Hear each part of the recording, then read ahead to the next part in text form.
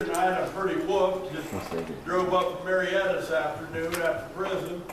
We was down there yesterday and today, full days in the prison, and we got to see 20 people get saved. Yeah, what a real blessing it is. And you know, when you get to talk to a guy, you hear some different stories. And talk to this one gentleman, you know, a pretty good sized guy, and he's a cocaine addict.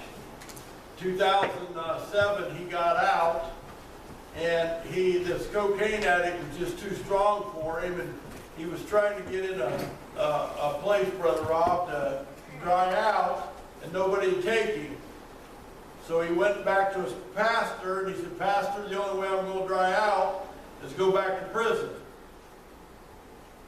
He said, "How are you going to go back to prison?" He says, "All I have to do is not show up with my parole officer for a couple months, and they'll take me back," and that's what he did. He said, "Now I'm in here drying out." It's pretty bad. The guy's hungry to dry out, and he has to go back to prison to do it. You see what I'm saying? But amen, we had 20 saved. Last weekend, we were in Allen Correctional up there on a Saturday. First, in the morning, we was up at Cuyahoga Hills. That's east of Cleveland. We had to get out there and rush clean over to the west side to Allen Correctional and had services.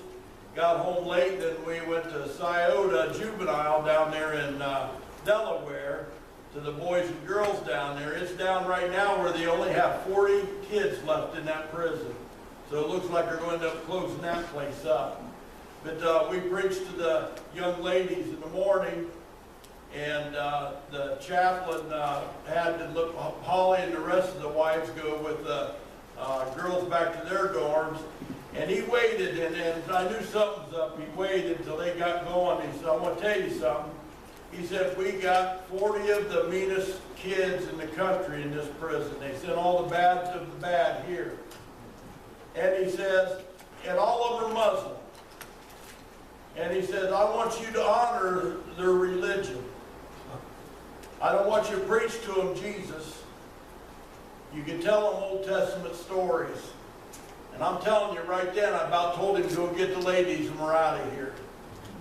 But God just wouldn't let me do it. And on the way back to the dorm, I told one of the men, I said, "Preach to them Jesus." Amen. We got back to that dorm, and Brother King started preaching Jesus to them. That chaplain's eyes got that big around.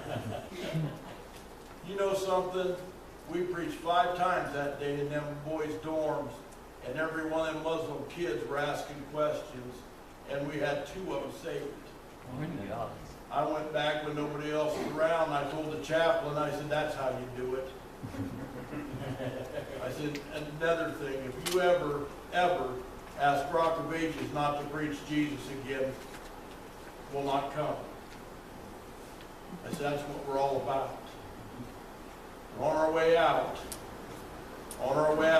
he looked at me and he says, "We need you in here more."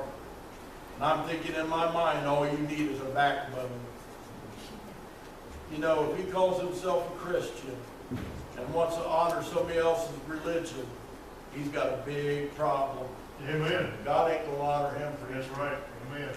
But anyhow, it's been going really good in the prisons. I'm telling you, we're seeing people get saved, lives change, just like down here Noble Correctional. I mean, I'm going to tell you what, I have to take a box of tracts every time I go there in Belmont, because they're soul winning within their own prison. Amen. They call themselves Noble Correctional Missionaries. Amen. Amen. I taught them that last time. Amen. Amen.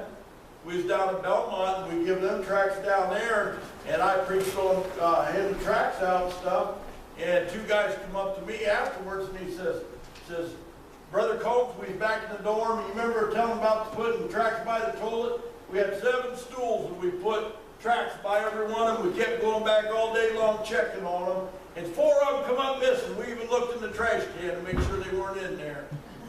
Amen. I love that, seeing them soul winners inside the prison. Amen. Amen. We can't be back in them dorms. I appreciate this church for praying for us. And what a blessing it is. Just keep praying. Amen. Just keep praying. Thank you.